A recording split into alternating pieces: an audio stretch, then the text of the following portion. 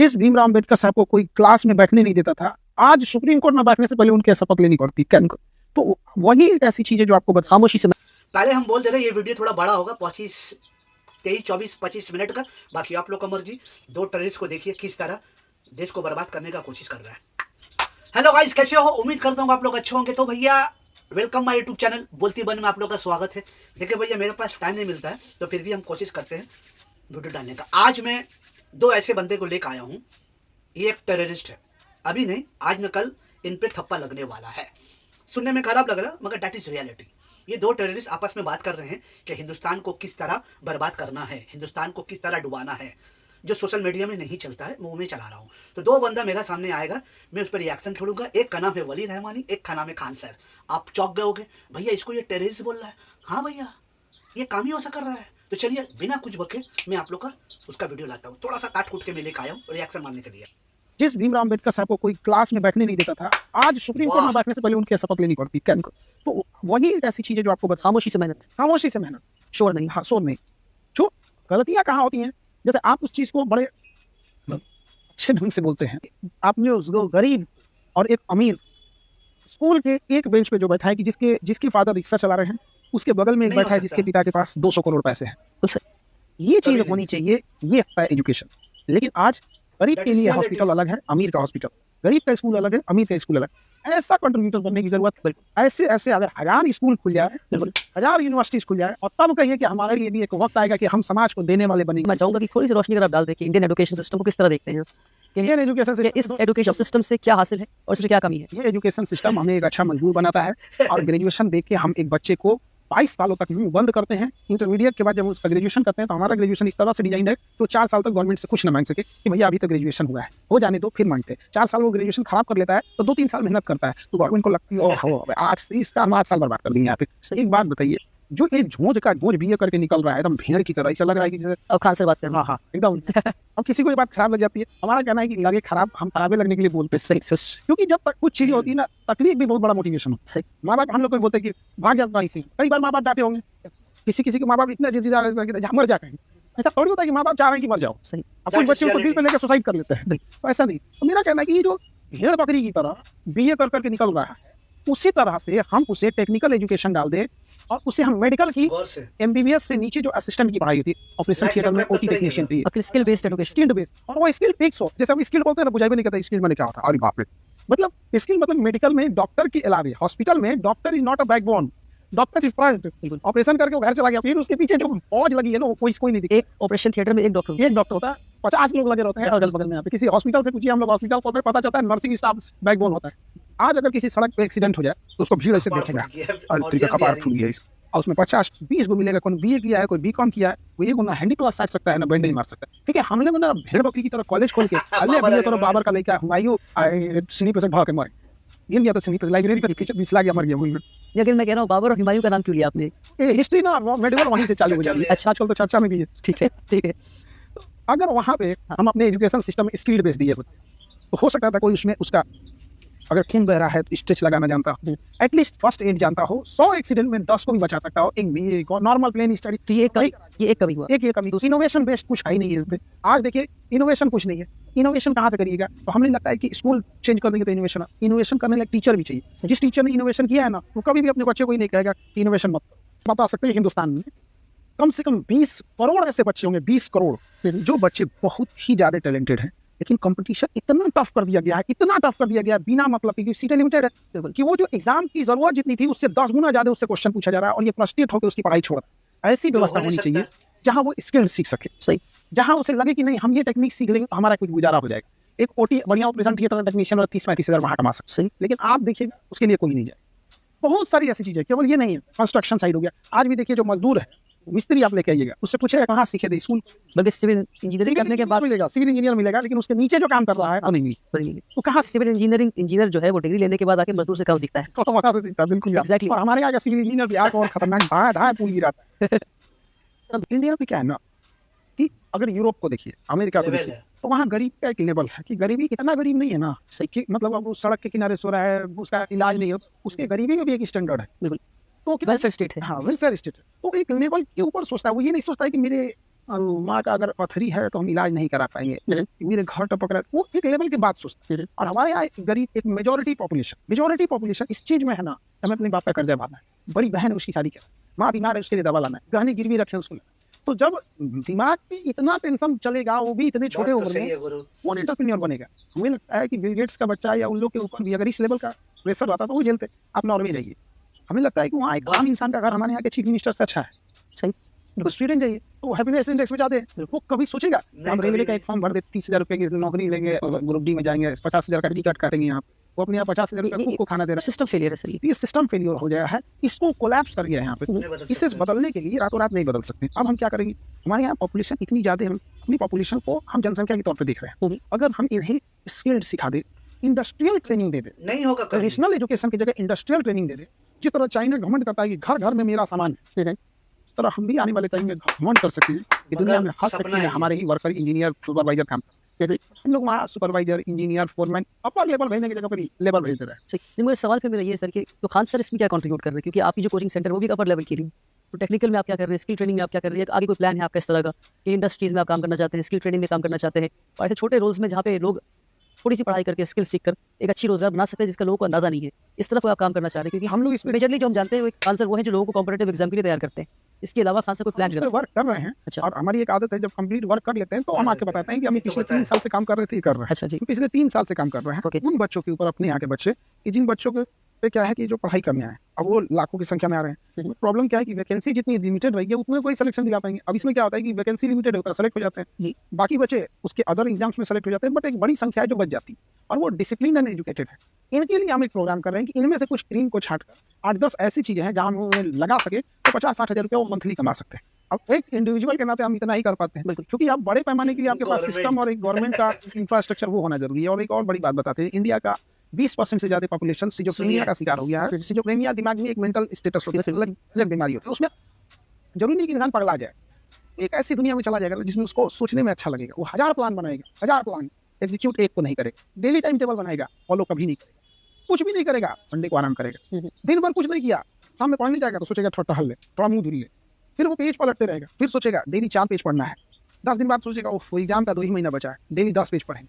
जब 10 दिन बचेगा एग्जाम का तो तरीका अब नहीं होगा। उससे लग रहा है कि वो खराब है, उससे लग रहा है कि वो कमजोर है, बट वो फंस चुका है सिजोफ्रेनिया में। उसका पड़ोसी उसे सताएगा, अब उसके दिमाग में कल्पना आएगा, फीलिंग्स आएगी, एक दिन हम IPS बनेंगे, हम भी उसको बर्बाद करते हैं। और फिल्मों ने बिगाड़ के रखा है। फिल्मों में दिखाई गया है कि हीरो को सताया जाता है, उसको इतना तड़पा दिया जाता है कि गिर जाता है जमीन पे, आखिरी सांस लेता है, लेकिन आखिरी में उठता है, पूरा पासा पलट। वैसा हीरो वैसा फिल्म होता है, वैसे फिल्म में होता है। अब इसको भी ये लगने लगा है कि हम पढ़ाई नहीं भी करेंगे ना, आखिरी में उठेंगे, एग्जाम टॉप कर देंगे। बिजनेस में फेल हो रहा है, उसके साथ कई चीजें हो रही है ना जो उसको ट्रैप में फंसा रही है। अगर उसको कहीं परिवार से थोड़ा खटपट हुआ है, माँ ने कुछ बोल दिया, बीवी ने कुछ बोल दिया, दोस्तों ने कुछ बोल दिया, अब वो रील देखे एग्जैक्ट वैसे ही दर्द भरा एक रील आ जाए और स्टेटस पे लगा देगा, और स्टेटस पे लगा देगा। जिस स्टेटस को आप देख के समझ जाएंगे कि बाप से लड़ाई हुई, कि माँ से लड़ाई हुई, कि बहन से लड़ाई हुई, कि बीवी से लड़ाई हुई।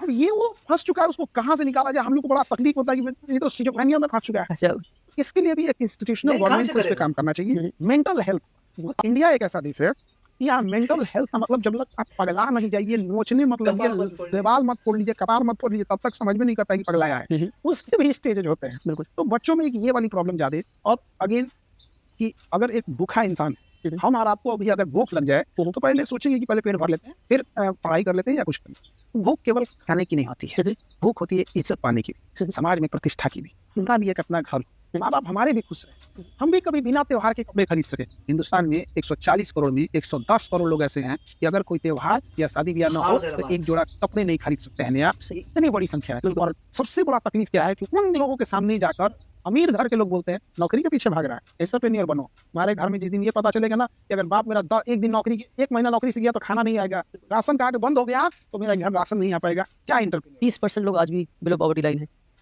वो तो कागजों में है, बट रियलिटी उससे और भयानक। अगर 30% मान भी लेते हैं तो 150 करोड़ का 30% बड़ा नंबर हो जाएगा। और जब भी पॉपुलेशन, एक बड़ी पॉपुलेशन डिपेंडेंट हो जाएगी तो जो देश का रिसोर्स है, जो पैसा है, उनकी डिपेंडेंसी दूर करने में चला जाएगा।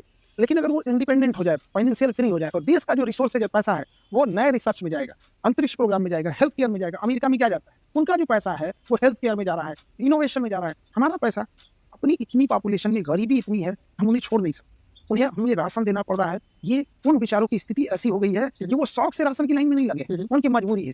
जहाँ वो पीएचडी करने के लिए लाइन में लगा हुआ है, यहाँ बच्चा स्कूल बस बंक सही है करके आज वो। राशन कार्ड खाने जा रहा है, उसकी मजबूरी है, हम शौक से नहीं जा रहा। बिल्कुल सर, बिल्कुल। बहुत चर्चा है मार्केट में माशाल्लाह कि खान सर का एक बड़ा हॉस्पिटल आ रहा है। अगर चंद अल्फाज में आप गौर बता से। सकें कि क्या होने वाला है इस सुनिएगा हॉस्पिटल में, भाई। और क्या से पहले अगर मैं बता सकूं क्यों कर रहे हैं खान सर को हॉस्पिटल बनाने की क्या जरूरत थी, सरकार का काम है, आप हॉस्पिटल क्यों बना रहे हैं। दूसरी बात, अगर हॉस्पिटल बना रही है तो कौन सा हॉस्पिटल है जिसकी इतनी चर्चा हो रही है। देखिए, आज से 3 साल पहले यूपीएससी, आईएएस और पीसीएस की तैयारी करने के लिए आपको 2.5 लाख रुपए फीस देनी होती थी। हमने उसको आज इतना कम कर दिया, जहाँ पे हम लोग 7,500 रुपये बुला दिए। सस्टेनेबल इशू की वजह से उसे हम लोग 10,000 रुपये। आज कोई भी बच्चा 10,000 रुपये देके आईएएस बन सकता है, 4,500 रुपया देके एसडीएम डिप्टी कलेक्टर बन सकता है, इस हद तक ला दिए। और 3 सालों तक इतना रेगुलस इस पे मेहनत की है कि जो लोग 2.5 लाख रुपये फीस मांगते थे ना, आज अखबार में बोलते हैं कि हमारे यहाँ 70% डिस्काउंट चल रहा है। पूरी जो एजुकेशन माफिया थी, इनकी तो कमर तोड़ दी है हमने। इनकी फीस वाली जो लूटने की परंपरा थी, इनको बर्बाद कर दिया। आप इंडियन कल्चर देखिए और इस्लामिक में भी देखिए, मोहम्मद सल्लल्लाहु अलैहि वसल्लम ने क्या कहा था कि मुनाफा आटे में नमक के बराबर होनी चाहिए। इतना ही दीजिए मुनाफा, जिससे आपका बिजनेस तिजारत चल सके। इंडियन कल्चर में आप देखिएगा, हमारे यहाँ जो शास्त्रों में लिखा हुआ है कि गुरु दक्षिणा एक तरह की दक्षिणा है, जिसकी कीमत आप नहीं फिक्स करते हैं, सामने वाला फिक्स करेगा क्या चीज है, आप उससे लेते। बट यहाँ अपना लिए बिजनेस मोड, बिल्कुल एग्जैक्ट उससे ज्यादा लुटाई मेडिकल में चल रही है। अब हमको मेडिकल इंफ्रास्ट्रक्चर को पूरे इंडिया का चेंज करना है। हमारे यहाँ मरीज जो है वो किसी बीमारी को एकदम रद्द कर लेता है तब पहुंचता है। उसका रीजन क्यों समझे हम लोग कभी? उसका ब्लड जांच इतना महंगा है, 1,500 2,000 रुपया। एमआरआई जांच कराने जाएगा 8,000 10,000। सिटी स्कैन महंगा है, एक्सरे, हर चीज महंगा है। इसलिए वो तब तक झेलता है जब तक वो सह सकता है। जब बीमारी एकदम खतरनाक रूप ले लेती है तब वो जाता है डायग्नोस कराने। इत्तेफाक से वो नॉर्मल बीमारी है तो बच जाता है, बाद में पता चल गया कि कैंसर है तो कहानी खत्म। कोई ऐसी बीमारी ला लिया तो खत्म। मेरा यही है सपना कि हम हेल्थ केयर सिस्टम को इतना सस्ता कर दें। हमारे यहाँ 25 रुपए में ईसीजी जांच हो जाती है, 35 रुपए में एक्सरे हो जाता है। और एक आदमी ने दिल्ली से कॉल किया कि सर हमको एमआरआई कराना। हम कहते यार आदमी क्या करते हो तुम, दिल्ली कहाँ पटना, यहाँ एमआरआई कराने की 12,000। सर यहाँ 12,000 रुपये मांग रहा है, और वहाँ आके करा देंगे 1,000-1,500 रुपये में आपके यहाँ से। कहाँ 12,000, कहाँ ये सर 1,000 रुपये में हम 1,000-2,000 में आजा चलेंगे। तो हमें ये सिस्टम को ले आना है ताकि गरीब से गरीब जीने का हक गरीबों को भी है, उसको कोई शोषण ना कर सके। वो बिल्कुल। इसी से मेरा सवाल ये कि मैं समझ सकता हूँ कि दर्द की वजह से हॉस्पिटल बना रहे हैं आप। बिल्कुल। आज गरीब जो है वो हॉस्पिटल के दरवाजे पे हर रोज लाखों गरीब दम तोड़ देता है क्योंकि हॉस्पिटल में इलाज नहीं हो रहा है। और खान सर अकेले पूरे निजाम को बदल नहीं सकते, सिस्टम को बदल नहीं सकते। एक हॉस्पिटल आपका मैक्सिमम 1000 पेशेंट देख पाएगा। कोई आपके पॉडकास्ट पे वादा करके जा रहे हैं जी। जब हम एजुकेशन में आए थे ना, 2.5 लाख रुपए यूपीएससी आईएएस की फीस थी और 1.5 लाख रुपए पीसीएस की फीस। तो लोग कहते थे ना कि आदमी चिल्ला के चुप हो जाएगा, ये फीस कभी डाउन नहीं होगी। आज आप पता कर लीजिए, कहीं पे भी किसी की हैसियत नहीं है जो ज्यादा फीस ले सकते। हम यहाँ भी कहते जाते हैं 3 साल के अंदर पूरी इंडिया की बात कर रहे हैं, जो इधर इंडिया स्टेट की नहीं, पूरी इंडिया की, जो 4 गुना डाउन ना हो जाएगा डायग्नोसिस जांच। अमूमन क्या डॉक्टर का फीस है 1,000 रुपया, और कहेगा कि इससे हम ज्यादा लेना चाहते हैं तो नहीं देगा एमआरआई 10,000 रुपया के जाके एमआरआई करा के लेंगे। आप ले जाकर कराएंगे, देखेंगे हड्डी वही से देखेगा, 5,000 कमीशन आ गया। बिल्कुल। तो ये सिस्टम को खत्म और बहुत जल्दी। जी, मगर मुझे ऐसा लगता है कि अकेला एक इंसान जो पूरे निजाम को तब तक बदल नहीं सकता जब तक एक्टिव पॉलिटिक्स में ना आ जाए। वो पॉलिटिक्स हम पढ़ाते हैं, जी। पॉलिटिक्स हम करते नहीं। नहीं, पॉलिटिक्स मुझे समझना ये है कि एक हॉस्पिटल से आप पूरे निजाम को कैसे बदल सकते हैं। एक हॉस्पिटल खोल ही नहीं रहे हैं, मैं इसको बहुत बड़े लेवल पे करना है। कैंसर हॉस्पिटल बना रहे हैं। हमारी आदत है जब तक कोई चीज बन नहीं जाती है तब तक हम बोलते नहीं है। ओके। उसी तरह ब्रेन का एक अलग बनाना है हमें कि जहाँ केवल ब्रेन पे रिसर्च हो, ब्रेन पे कैसे हो कि कौन सा मरीज बचेगा, कौन सा मरीज नहीं बच पाएगा। वो क्या करते हैं ना, जो पता है कि हमको ये वाला मरीज नहीं बच पाएगा, एटलीस्ट हम उस गरीब है तो उसे बता सकते हैं कि भैया देखो बड़ा मुश्किल है। उसको क्या करते हैं ना, उसको एक होप देंगे सब, देखो एक उम्मीद है बच सकता है, खेत बेच दो, एक उम्मीद है बच सकता है, देखो यहाँ आप उसका इलाज कीजिए। और ऐसा नहीं है कि इतना महंगा इलाज है कि किसी का खेत बिक जाएगा। यकीन मानिए हम देख रहे हैं ना, इतना भी महंगा इलाज नहीं कि खेत और गहने बेचने की नौबत है। आप उसका इलाज कराइए उसी से और बदलेगा। अभी हम यहाँ आए हैं तो आपके हमें लगता है हमने आपको 3 बजे का बोले थे यहाँ, लेकिन चूंकि हमारा ईस्टर्न रीजन में आता है तो ब्लड बैंक का लाइसेंस हमें यहीं से आके मिला, कलकत्ता से आ पाता। तो इसी बहाने यहाँ आए और एक उम्मीद हमने वहाँ से भी कर लिया। और एक उम्मीद ये है कि 1 लाख यूनिट हमें ब्लड को रखना है। बस वैसे हम 10,000 यूनिट सेना को देंगे हर, मतलब कि भैया 10% जो हमारा ब्लड मान के चलिए 2 लाख यूनिट आ गया तो उसका 10% और जाते होगा, परसेंटेज वाइज 10% हम सभी को दे देंगे एनी टाइम जब भी बोलेगी वो। बहुत बड़ी बात है, तो बड़ी बात है सर। जो मैं अगेन उस बात पे मैं आगे बढ़ना चाहता हूँ। मैं जब भी मैं कोई सरकारी स्कूल देखता हूँ एक बुरे हालत में है तो मैं सोचता हूँ कि भाई मुझे दे दो, मैं चला के दे दूंगा। तो आपको लगता नहीं कि हॉस्पिटल स्टैब्लिश करने में अगर वक्त ना बर्बाद करें, मतलब वक्त बर्बाद ना करें, मैं नहीं कर रहा हूँ वक्त बर्बाद कर रहे हैं, आप बहुत बड़ा काम कर रहे हैं। मगर अगर मैं समझता हूँ कि पब्लिक प्राइवेट मॉडल पर अगर हम जा सके, जितने भी सरकारी हॉस्पिटल्स हैं अगर हम उनको टेक ओवर कर सके और सरकार कह सके कि आपका मॉडल अच्छा लगे हमें, आप हमारा हॉस्पिटल चला के दिखाई सस्टेनेबल कैसे कर रहे हैं। और आप जिस तरह की मैं समझता हूँ कि अगर सरकार मुझे कम से कम 10 स्कूल आज के टाइम पे दे दे तो मैं I am capable enough to run 10 more schools. सरकारी स्कूल में जहाँ पढ़ाई नहीं हो रही है, बनस्बत इसके कि मैं हर स्कूल पे 10 करोड़ रुपए खर्च करूँ और 10 स्कूल बनाऊँ 100 करोड़ रुपए खर्च करके, मैं चाहूँगा सरकार अपने 10 स्कूल मुझे दे दे और उन 10 स्कूल को मैं चला के दिखा दूँ सरकार को। तो मैं एक्टिव पॉलिटिक्स का मतलब ये नहीं कि मैं चाह रहा हूँ कि सरकारी मैं इलेक्शन लड़के ही पॉलिटिक्स में उतरूँ, बल्कि मैं चाह रहा हूँ कि निजाम का हिस्सा बनकर कि लार्जर चेंज किस तरह ला सकूं मैं। तो अगर इस पे अगर आप कुछ अगर सोचे कि किस तरह से एग्जिस्टिंग हॉस्पिटल्स हैं, मेरी अंडरस्टैंडिंग है क्योंकि बैंक है सब सुधर भी नहीं करता है लिस्ट करेगा पूरा। तो जितना वो बैंकन को सुधारने में मेहनत करेंगे ना, उसने जाते में दोस्त बना लेंगे।